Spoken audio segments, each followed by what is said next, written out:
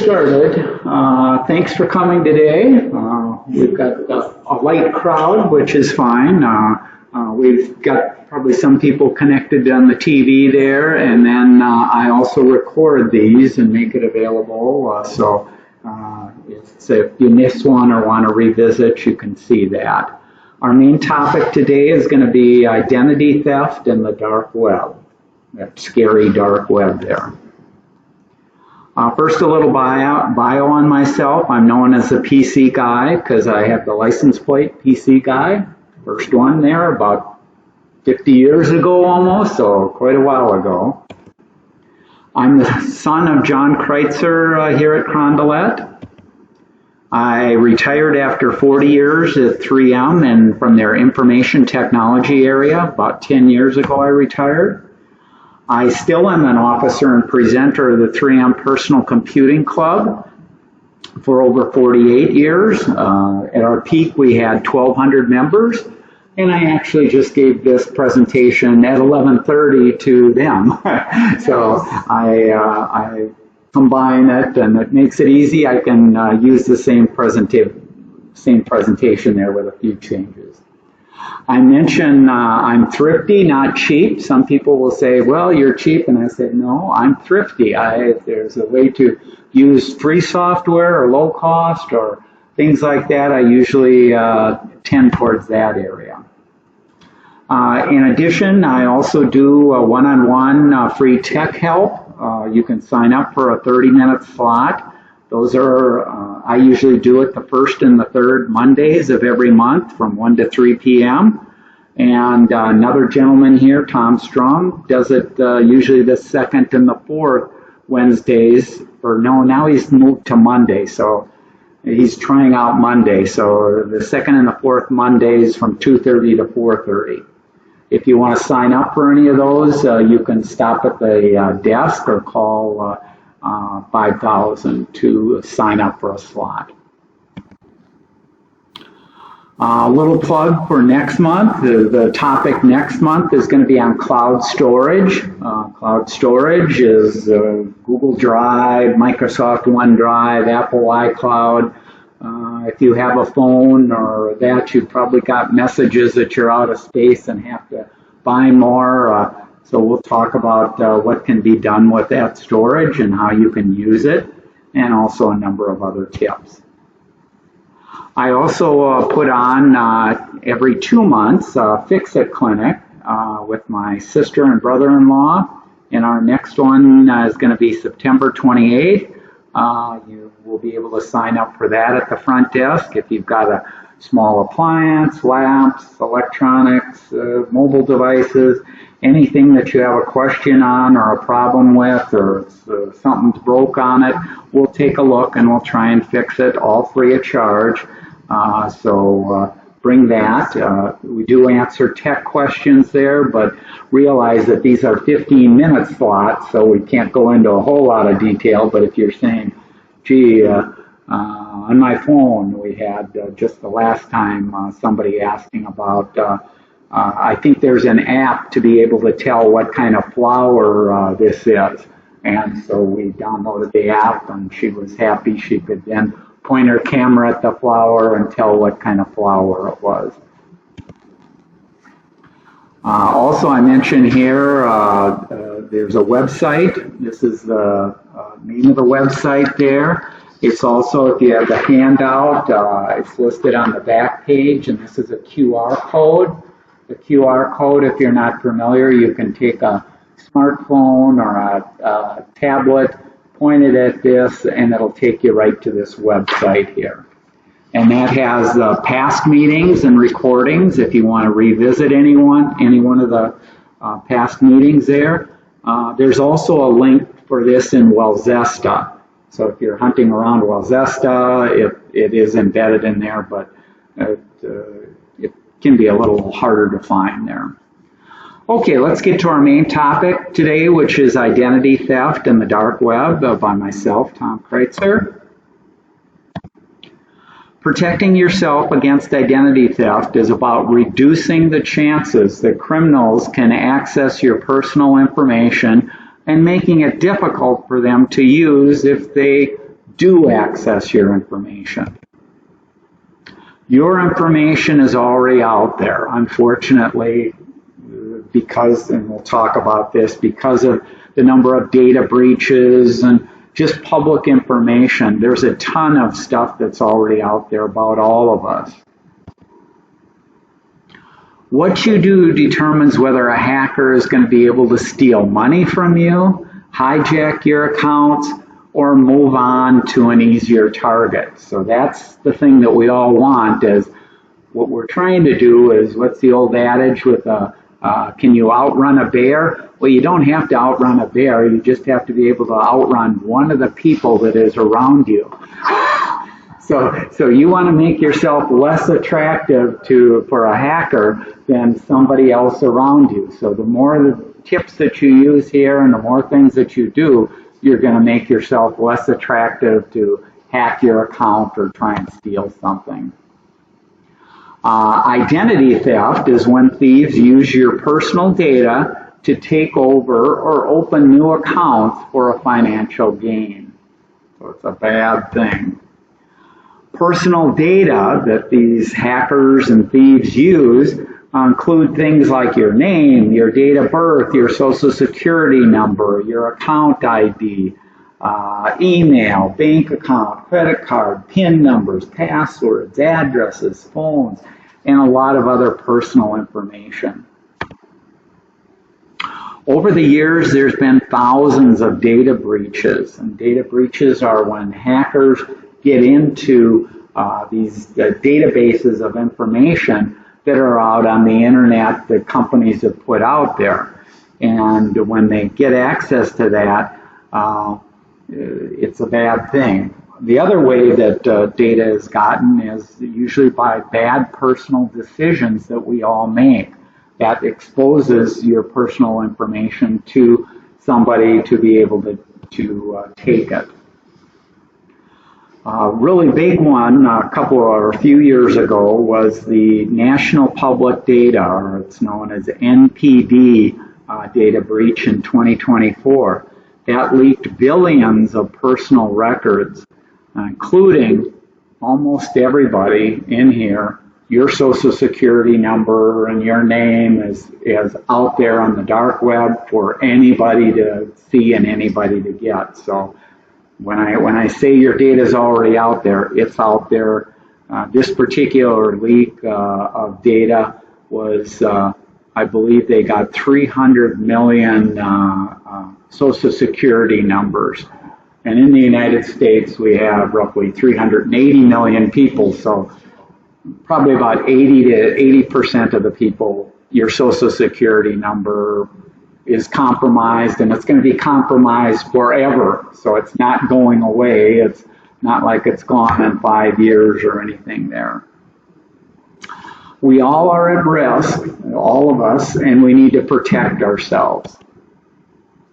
So let's talk about the most common ways that this data is stolen or gotten. The number one, like I was mentioning, is from data breaches, where the hackers break into these other computers out there. That's the most common way that data is accumulated. Second most common is through scams, phishing, and spam attacks. So you may get an email, and you click on that email, and it wants you to log in to your bank, or to check your Apple ID, or to check your Amazon, because we've seen a fraudulent charge out there. And they get you to put in your account and password. Well, now they've got your account and password. The third way that your identity or data is stolen is through malware or spyware activity. These are viruses. So people tend to think that the virus is the way that they're going to lose their data. Well, unfortunately, the data breaches is the number one. There's nothing you can do to protect yourself from a data breach. So that's out of your control. Scams and phishing, that you can control. And we'll talk about all these tips. You can not click on things and be suspicious when you get a telephone call or a text message or an email. But we all have to be diligent to protect ourselves. Once your identity is out there, and everybody does have bits and pieces of information out there, what do the thieves do with that? Well, at any time, a thief may try and open up a fraudulent credit card account in your name. So if they have your social security number and they have your address and they have your phone number and they have all this stuff, it's not hard to open up a new credit card out there. The second most common use of that information is maybe in the data breach, they also got a password. So Best Buy was hacked. Well, if you had bought anything at Best Buy and created a Best Buy account, your account and password was compromised, and maybe they can use that password. You've also used that same password out on your Wells Fargo or US Bank account. And the thieves try that password to see if they can get into your bank. The third thing that this data is used for is there's an entire business around collecting this personal information and selling it on the dark web. So it's very valuable when you do have these data breaches. The reason people do the data breaches is you can make millions of dollars by reselling that information on the dark web. Fourth most popular is to file fraudulent taxes or to steal tax refunds from people. So lots of bad things can happen.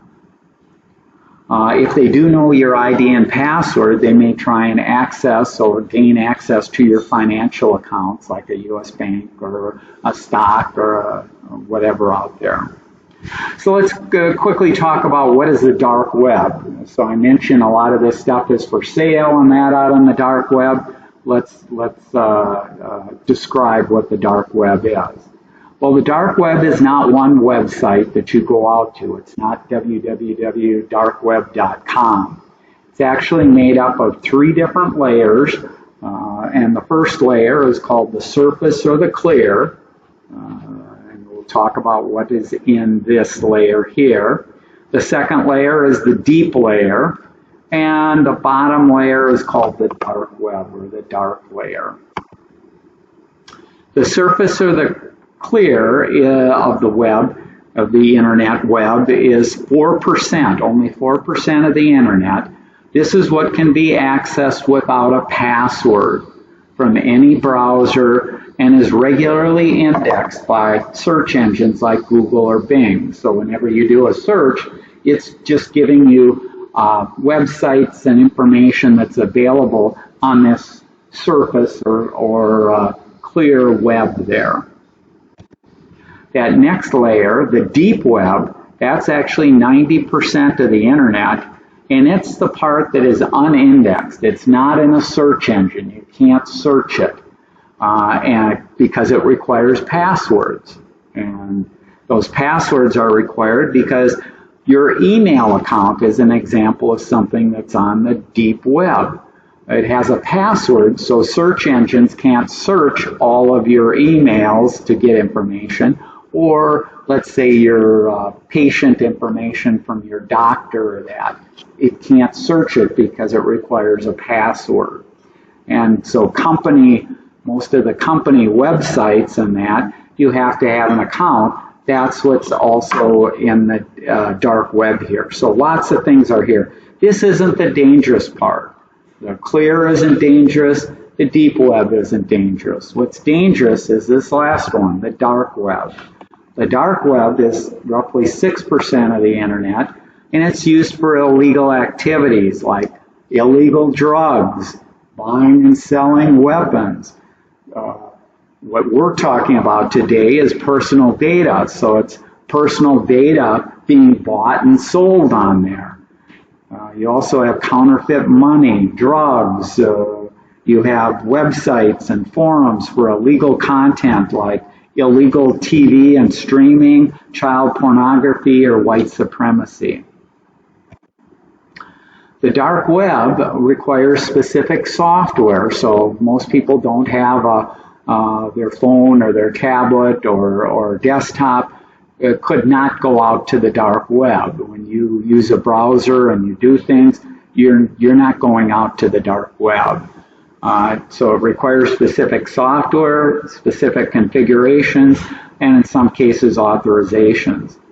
The dark web is only accessible through networks like Thor, which is known as the Anonymity Network, or I2P, which is for the Invisible Internet Project. Thor focuses on providing anonymous access to the Internet. I2P specializes in allowing anonymous hosting of websites. Identities and locations of dark web users stay anonymous and cannot be tracked due to the layer of encryption on the system. So the dark web, I mentioned, is lots of illegal activities, and you might ask, well, why don't the police or why don't the FBI or why doesn't somebody shut it down? You can't shut it down because you can't trace it to anybody. You can't trace it to anybody. The servers could be anywhere around the world. You can't just walk into this building and unplug it and suddenly the dark web is gone. It doesn't work that way. So the dark web is out there. We just all have to live with it. What happens on the dark web with personal information is the value of that information can be increased if you start doing what's called aggregating that data together. So in one breach, maybe they got telephone numbers and a street address and a name and that. Well, on another breach, they got social security numbers and they got the ID to get into Best Buy and the password and account, email account that you use. Well, they aggregate this stuff together, tie it together. Now it becomes more valuable because if I'm looking to steal your identity, the more information about you, the easier it is for me to set up a new bank account or connect to, let's say I was setting up the bank account and it said, where'd you live in a prior, when you were born, or where were you born? Well, that information is out there. It's available, and if you can answer those questions, you can usually start setting up bank accounts and accounts out there. An individual's data out on the dark web can cost anywhere from pennies up to $300. So the items that are pennies are things like an email address. So people will ask me, why do I get so many emails, constantly trying to sell stuff or click on this or stuff like that? Well, they bought them off of the dark web and they can buy them for pennies.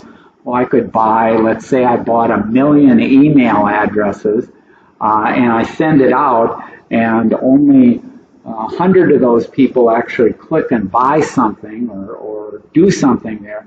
Well, I still made money because it literally cost me maybe $50 for all those emails, and I made $5,000 on the stuff that they bought. So there's money to be made. Otherwise, we wouldn't see all this stuff taking place there. The buyers of this information are spammers, where they'll send out text messages, phone calls, emails, trying to get you to buy something or click on stuff. Also, it can be credential stuffers who take usernames and passwords leaked from one site and try and log on to other sites where the users may have used the same password.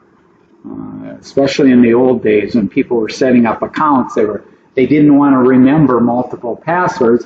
So I'm going to make my U.S. Bank and my Cub, when I use at Cub, the same password. Well, that's the worst thing in the world because now Cub gets breached and the password is known and the hacker can use that to get into your bank account. So you never want to use the same passwords, and we'll talk a little bit later about some of that. Everybody has had data stolen. So even if you've never had a computer or smartphone and never gone out to the internet, your data is still out there because all of these companies have been collecting information and they store it out on the internet. And so when they get these breaches that happen, your data is out there. So I'll have people say, well, that's the reason I don't use this or I don't log in here. Well, your data is still out there whether you choose not to use a computer or a phone or whatever. This is a website that is kind of interesting. It's called Have I Been Pawned? And pawned is a hacker's term for have you been taken advantage of. This site will tell you, you put in your email address, and it'll tell whether your email address, where it's been breached. And this particular site currently has over 17 billion email addresses that have been breached.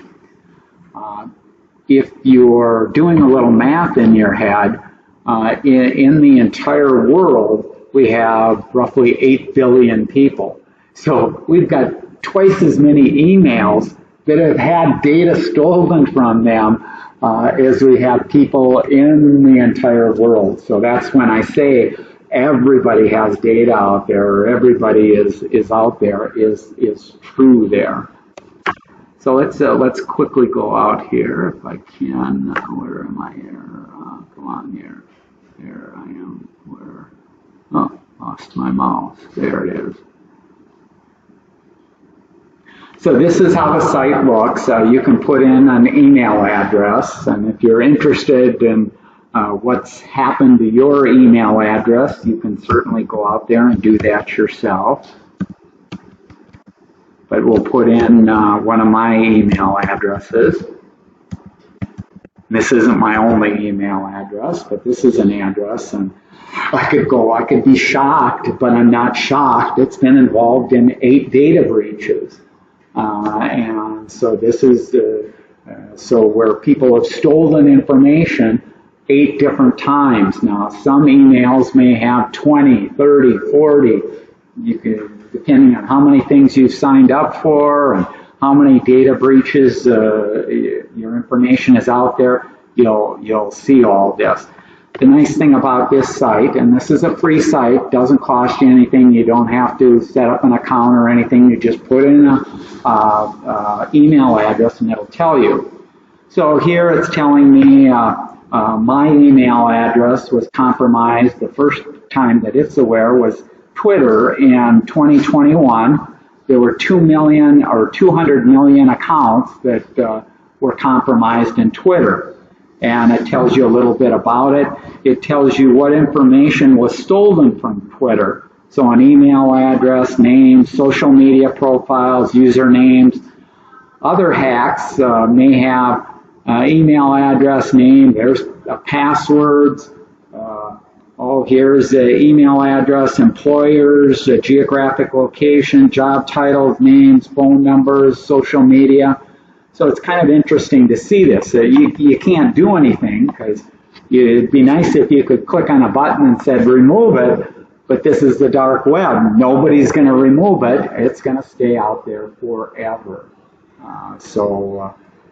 This is, like I say, it's kind of interesting to look at, but it just reinforces that your data is out there and you have to do some of these tips that we'll talk about to protect yourself. So let's go back here and let me do this. Let's see. Oh.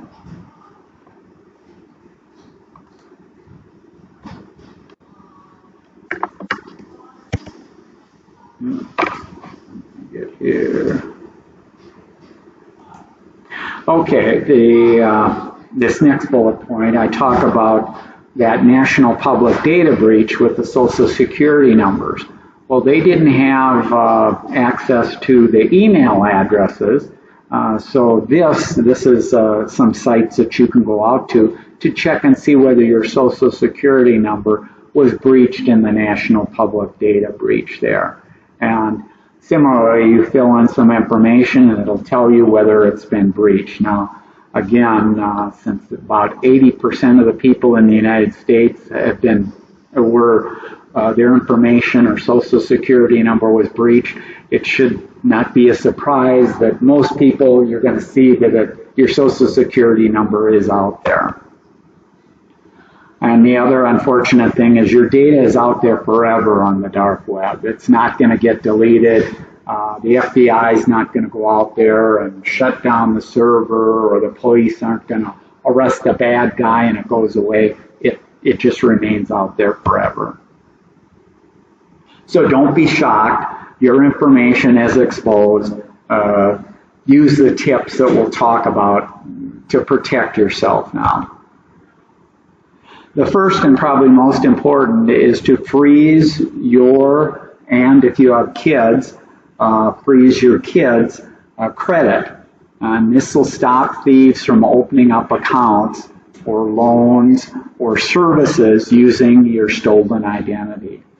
You must freeze it at all three of the credit bureaus, and I list those below here. In the United States, there's 3 companies that provide these credit bureaus. One is Experian, one is Equifax, and the other is TransUnion.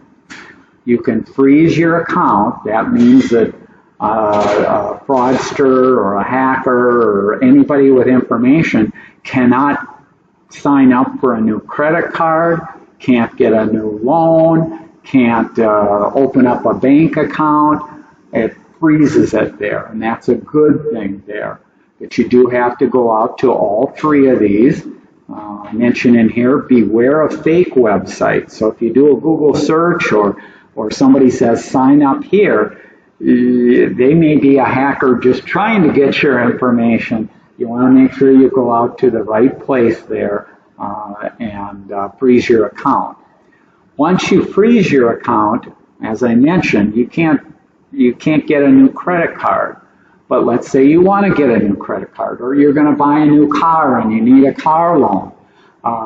If you don't unfreeze it for getting the car loan won't go through because they want to check your credit to make sure that you can get a loan.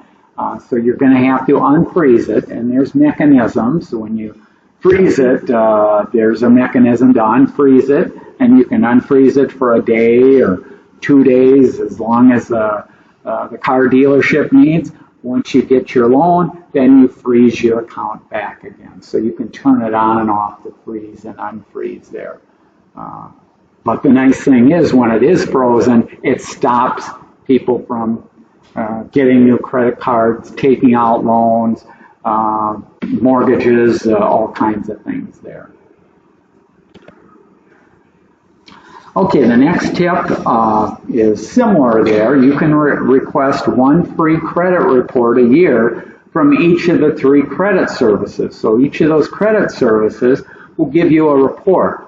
Have you guys seen a credit report before? Or the credit report in general, this is multiple pages, and it contains your personal information on it. It contains all the accounts, so all the credit cards that you have in your name, it lists all of them. It lists the credit limits. It lists everything about your account there. It also lists if you have loans out. It'll list all of your loans. It'll list public records. So if you went through a foreclosure or a bankruptcy, it'll list that on there. And it will also list who's been inquiring about your credit. Is the car dealership here? Who's been asking about your credit? And that's a report. As I mentioned here, you can get it for free from each of the three credit services. And what I recommend is you space out asking this to, let's say, every 4 months. So every 4 months you can request this and get a new one. And what you want to look on there is you want to look and see, oh, okay, is there a new credit card that I didn't apply for or that I don't have, or maybe an old one that you opened up with Sears years ago and you've never closed it down. You can see your old credit cards, if they're still active, are all going to be listed out there. And so it's good to look at your credit report and check things out there.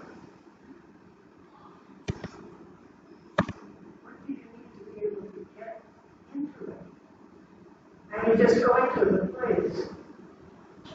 Anybody can do that? No. When you go to this site to get a credit report, you have to sign up and create an account. It's free to do it, and they make sure it's you. So only you should be getting your credit report there. And the credit report is just a tool for you to be able to look at to see if there's cards or accounts or things like that that have been created that you're not aware of. So does that explain it, or? So you go into it. How do they get? Do you have to have some special name or code in order for them to go to your credit card? Where your credit stuff is? Can anybody ask for it? No, the credit report is going to ask you, so you are providing them information and they're validating that it's you, and then you get the report. So a hacker isn't going to go in here, because a hacker, it doesn't do them any good. A hacker, if I have your social security number, I'm going to go out and sign up for a new credit card. I'm going to create a new credit card or get a new credit card and start charging on your account. When they do that, it'll show up in the credit report there. So they may have the bill being sent, let's say it's somebody down in Texas, but they're using your name, your social security number, your phone number, and they set things up there. So the credit report is just a way for you to monitor what's happening to you. Nobody else is going to get it or see it and work with it there. Okay?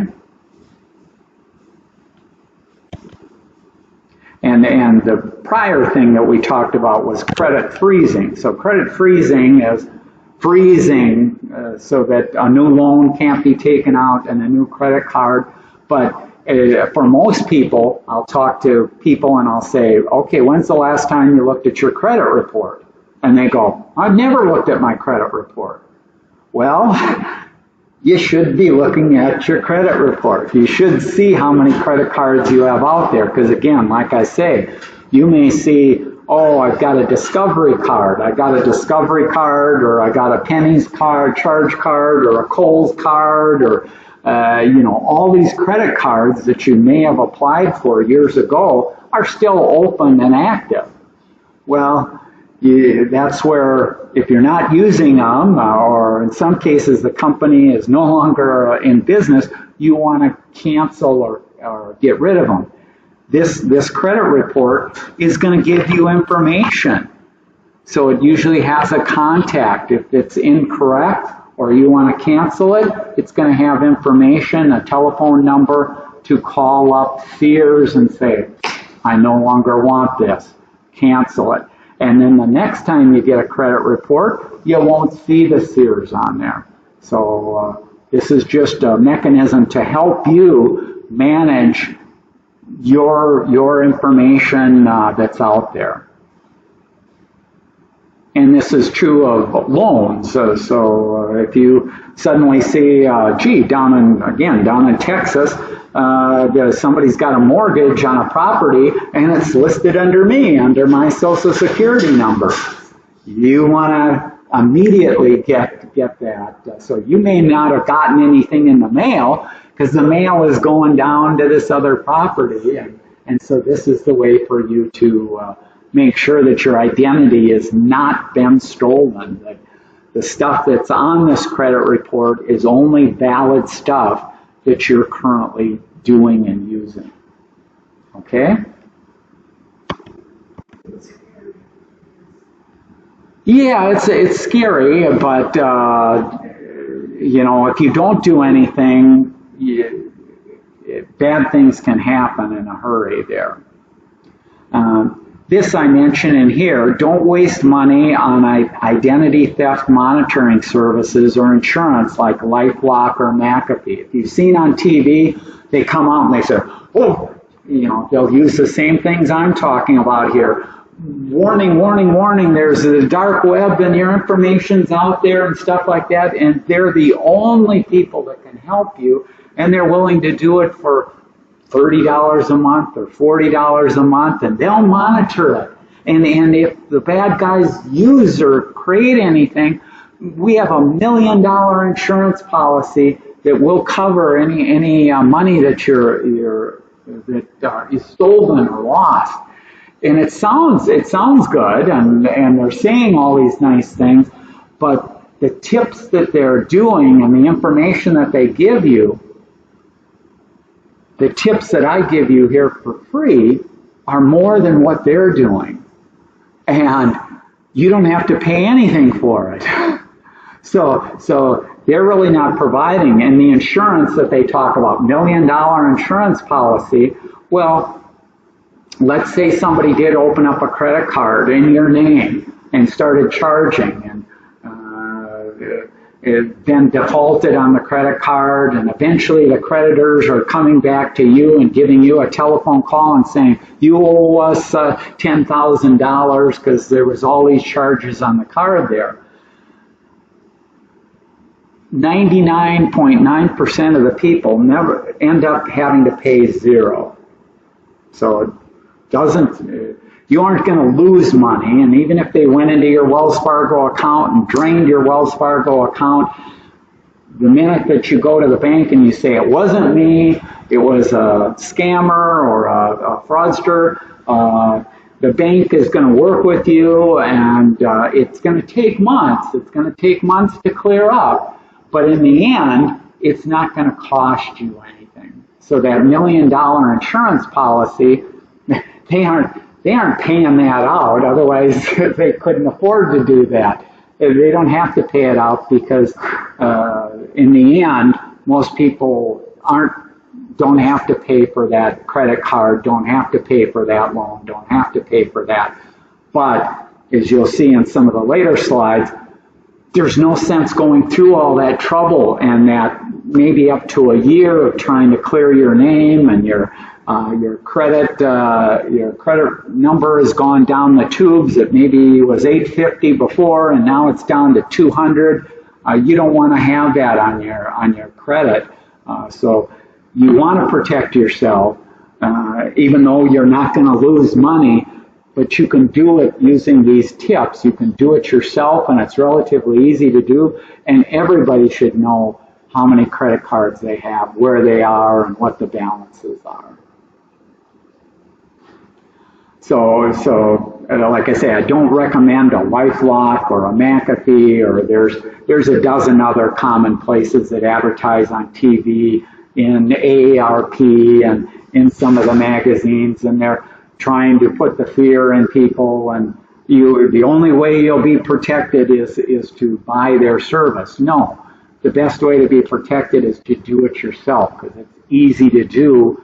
The services are out there for free, and you'll actually get more information and have more access to stuff if you use these tips instead of paying for $40 a month. These are some other tips, and have been mentioned before, or I've mentioned it before in other presentations. You must have strong passwords, and they must be unique for each of your online accounts, and you should be changing them routinely. So your bank account, maybe you change it once a year.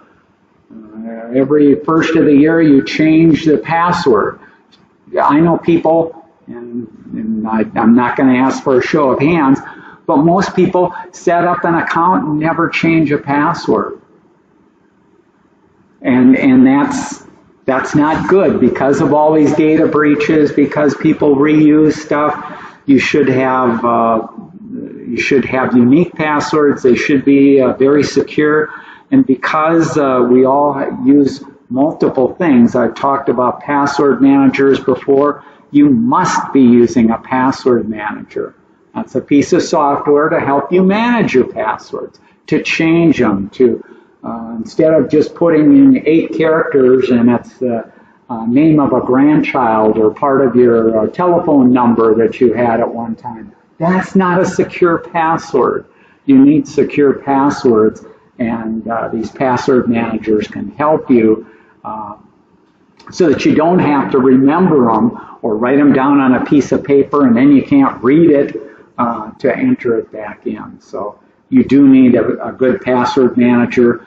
I recommend there's a free one, Bitwarden, or if you have all Apple devices, Apple comes with a package, Apple Passwords, use the Apple Passwords. And if you do hear of a security breach in which, like Best Buy, if Best Buy's been compromised, you want to immediately go out to the Best Buy site and change your password, because just because a hacker, somebody didn't start using it, let's say Best Buy was breached 2 years ago, and you go, I haven't had a problem with this Best Buy account for 2 years, even though the password was breached. That a hacker, somebody may, tomorrow, they may go out to the dark web, see that, and say, oh, I think I'll try and go in there and see what havoc I can cause. So you want to change things as soon as you're aware of the breaches, and you do need a password manager to keep track of this stuff. For more information on passwords, I gave a presentation in March of 2026, so earlier this year. Look at that if you missed the presentation or the handout. You want to enable two-factor authentication, where you use a secondary form to authenticate that it's you, whether that's a text message that you get, an email, or a second email address. You want to have all that stuff set up. You also want to turn on, if you have a bank account or a credit card, every bank that I've seen lets you get text messages whenever there's a charge or any change of address or anything like that. This is an example here. I have a Fidelity credit card, and whenever I make a charge, it immediately pops up on my phone. And if you don't have a phone, you can have it sent to your email, and you can see, oh, there's activity. Is it me? No problem. If it's a charge that I didn't make, then catch that problem as soon as possible. Notify Fidelity or your bank. Don't wait a month or more for stuff to get bigger and bigger there. Another thing here, I say go paperless. You should not be getting paper statements. Statements are sent through the mail. Frequently the mail is stolen, or people will get it and they'll file it for a while, and then they don't shred it properly. They just put it in the garbage or stuff like that. The account numbers and the information can be gotten off of that. You should be just accessing the stuff online. It's more secure online, and you can get at past years or history or anything there. So you do want, and then you don't have to worry about shredding it either. If you choose not to create an online account, as I mentioned earlier, you're more vulnerable for somebody creating an online account. So if you have a checking account at Wells Fargo and you don't have an online account, it's easy for me, if I was a hacker, to create a Wells Fargo account in your name and get access that way. So you do want to set up accounts for banks and for things like that, and check things out. Lock up sensitive documents and always shred. So if you do get anything in the mail, you want to make sure that it's locked up, and then shred it, or use certified document destruction services to destroy them. Never give your personal information to anybody who calls, emails, or texts you if you didn't initiate the request. Don't respond to or click links in an email or in a text or a social media post when somebody claiming to be from a government agency, a company, or a bank if you didn't initiate the request. Go directly to the company's website instead of using email links. And so if you've done your banking and you do it with an app on your phone or on your computer, use that app or computer. You know that's going to the correct bank or website. It's not going to a fraud. Check and see whether there's a transaction where somebody bought $2,000 worth of stuff at Best Buy. You can check that out. Don't use the links that came in an email. Don't use a link that came in a text message that said, oh, there's suspicious activity on your account. No. Go out to your other ways and look it up. I mentioned here, use a mobile-based payment system like Apple Pay or Android Pay. They're more secure than using a physical credit card that might be stolen or copied. PayPal is also a nice way to protect yourself. If you're buying stuff from smaller companies, instead of giving the smaller company your credit card number, PayPal kind of sits between you and the small company. Keep your operating system, the software, your apps, antivirus, all up to date. Delete apps that you don't use. If you're using older versions of operating systems, you're very susceptible to hackers and stealing information. Protect your physical mail. I mentioned, ideally don't get stuff sent out to you, but if you are going to continue to get stuff sent out to you, or you're just curious about what's going to be delivered, you can sign up for USPS Informed Delivery, and that'll show you every day what pieces of mail you should be receiving today, a physical copy of the mail there. So you can see what you're supposed to be getting, and if you don't get that mail, that may be a signal that somebody's stealing the mail or it got lost between the post office and being delivered to you. Limit what you share on social media sites like Facebook. Use the built-in security to limit what personal information you make public to the world. So certainly share personal information with friends and family that you know, but don't share information outside of that circle. And in some cases that means maybe you don't make public where you were born, what school you went to, because those are questions that are asked to confirm to set up new accounts and to do things. So again, it's okay to share some of that stuff with friends and family, but I wouldn't share it with the entire world there. Otherwise, it may come back to cause a lot of problems for you. You can remove your personal information from Google searches. So this Google has this functionality where you can put in your email address and it'll let you remove the email address from the Google searches. Again, isn't going to remove this stuff from the dark web, but it does prevent people that are maybe searching for some personal information of you from doing a Google search and finding stuff. Make sure and create and review your recovery email addresses and phone numbers periodically. So when you do set up a bank or a financial institution or an email account, you want to make sure that you do have backup and recovery stuff set up. Well, what happens is life kind of interferes with stuff. So you move into Carondelet here and you forget about changing stuff, and it's got an old address or an old phone number that you no longer use or have. You want to make sure this stuff is current, because if you do start seeing somebody taking over your identity, the way that you prove that you're really who you say you are is by using some of this stuff that you may have set up before or should have set up correctly before. There's resources available out on the Social Security where it talks about things to do there.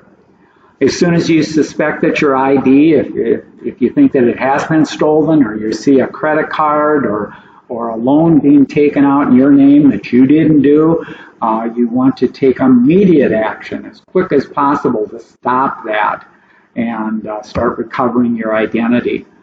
The easiest way to do that, this is a kind of a one-step deal. You can place a fraud alert by going out to this website or calling this 188 number. This notifies all three of those credit bureaus to immediately lock everything down. There's danger, danger.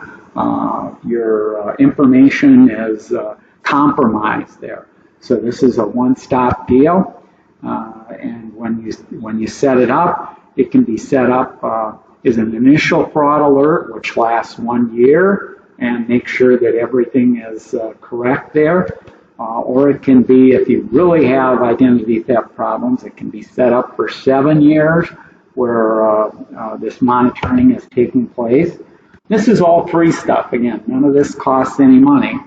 If you're in the Army, if you are in active duty, they have a special one for military service. In addition, if you do suspect fraud, immediately as fast as possible, you want to also contact the fraud departments at your credit card companies and bank account companies and let them know.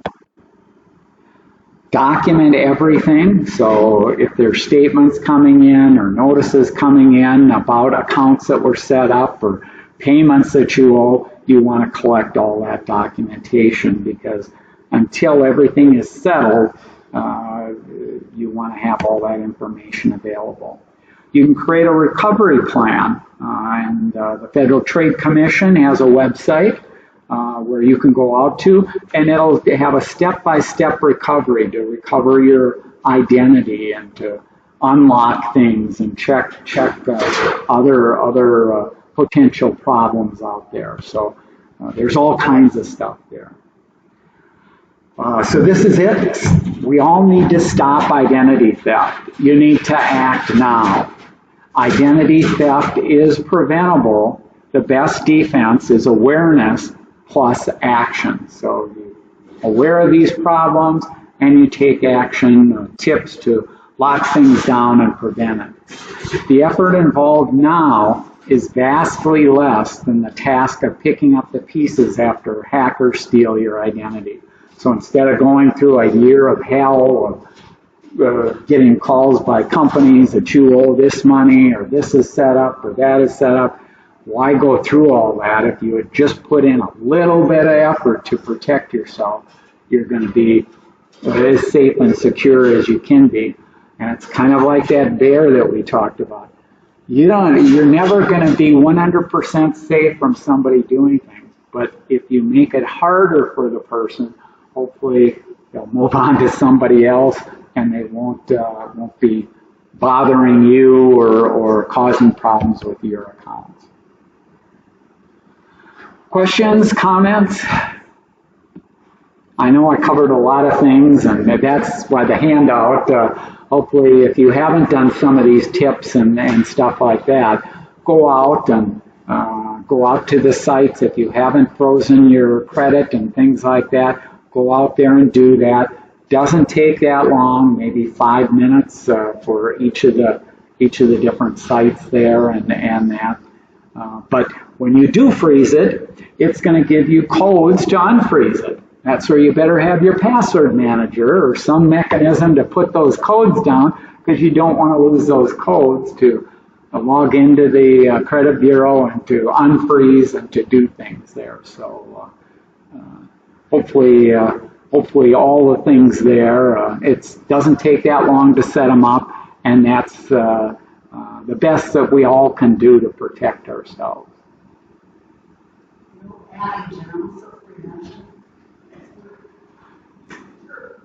It's a scary world out there when things can get stolen without ours. When I mentioned like Google Pay and Apple Pay, well, I just take my phone and I tap it. So I go to ones and I tap it, and most of the places will take that. And, so many people I know still have the physical credit card and take out the credit card.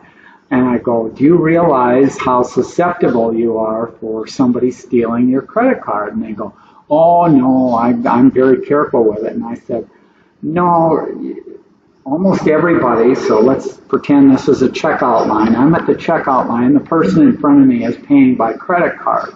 I've got my phone out. This phone has a camera on it. This camera is an excellent camera insofar as when you take out a physical credit card and you're holding it up there, I can take a picture of that. And I can get your credit card number, I can get your expiration date, and your code.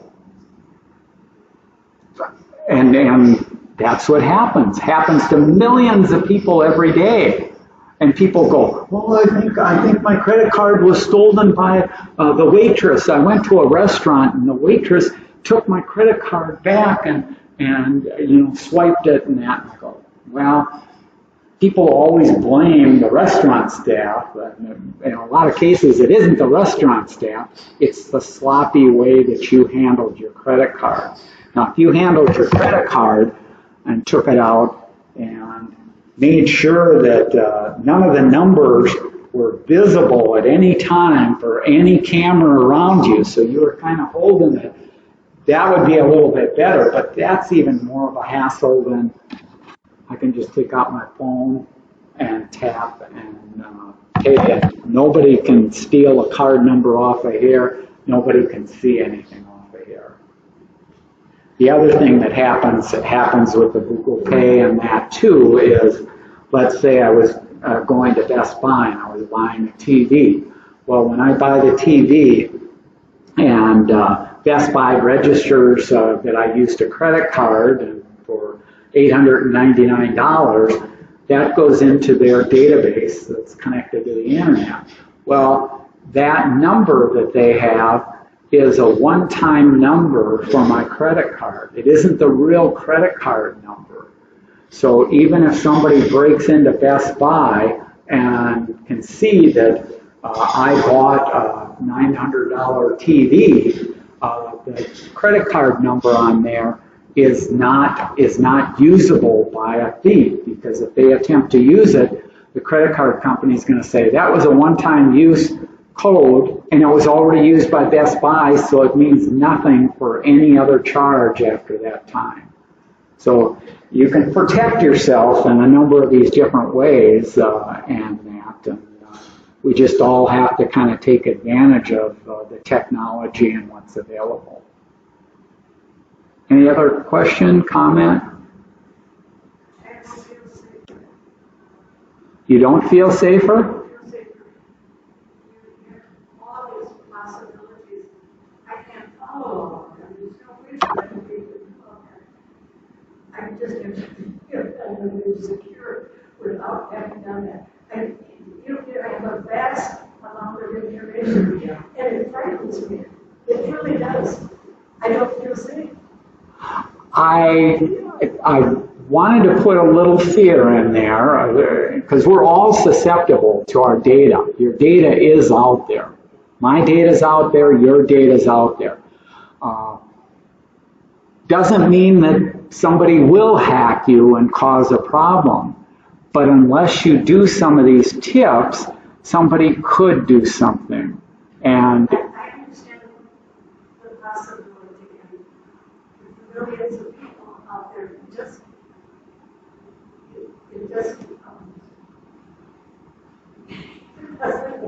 when I go shopping, you'll say, even though I'm so careful of where I put it, how I'm holding it, whom I give it to.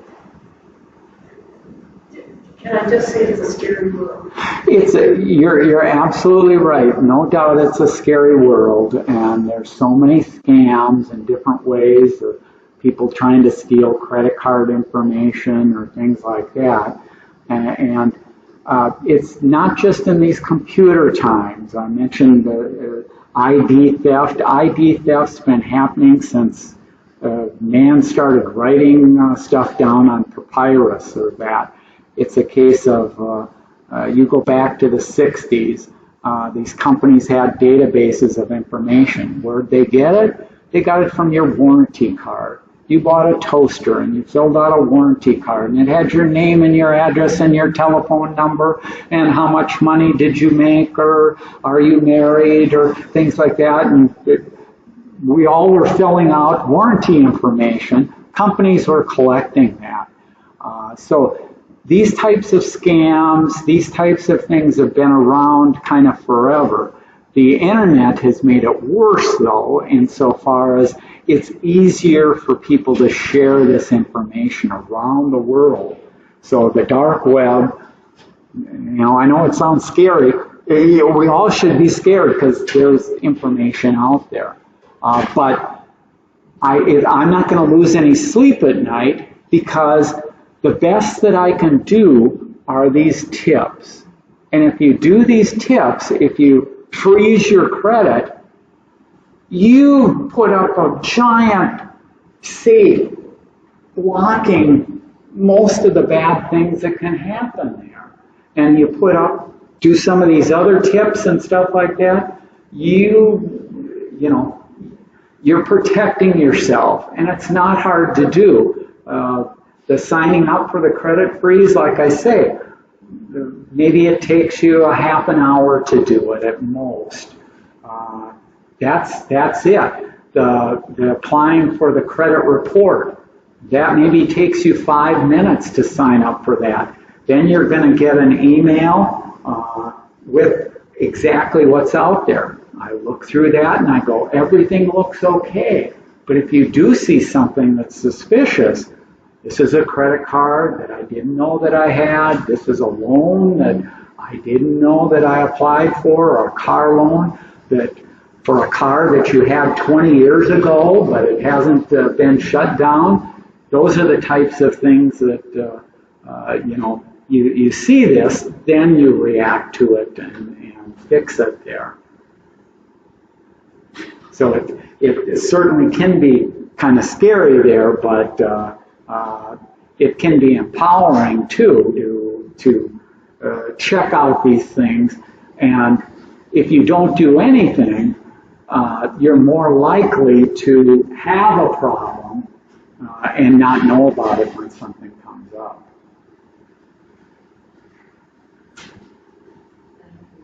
You're welcome. Sure. Thanks for coming there.